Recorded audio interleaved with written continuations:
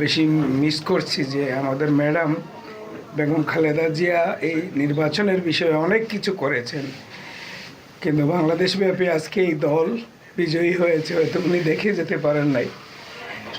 এই জিনিসটা আমাকে খুব ব্যথিত করছে।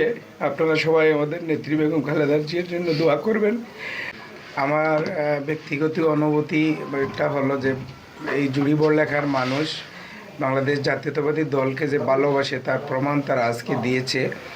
শত শত বাধা বিপত্তি এবং ষড়যন্ত্রের ভিতরে দিয়ে আমরা কিন্তু এই নির্বাচনটা অতিবাহিত করেছি। প্রতিটা মুহূর্তে চক্রান্ত, অপপ্রচার এগুলোর মধ্য দিয়েই আমাদের এই নির্বাচনটা করতে হয়েছে। আমরা মনে করতেছি যে আমাদের জনাব তারেক রহমান সাহেবের যে পরিকল্পনাগুলা, উনি ওনার নির্বাচনের যে সকল প্রচারণায় উনি মানুষের কাছে বিভিন্ন বক্তব্যের মাধ্যমে তুলে ধরেছিলেন, এই জুড়ি এবং বড়লেখাবাসীর প্রত্যেকটা মানুষ এই জিনিসগুলা খুব আপন ভেবে গ্রহণ করেছে। বিদায় দানের শীষের এই আসনে বিজয়টা সুনিশ্চিত হয়েছে।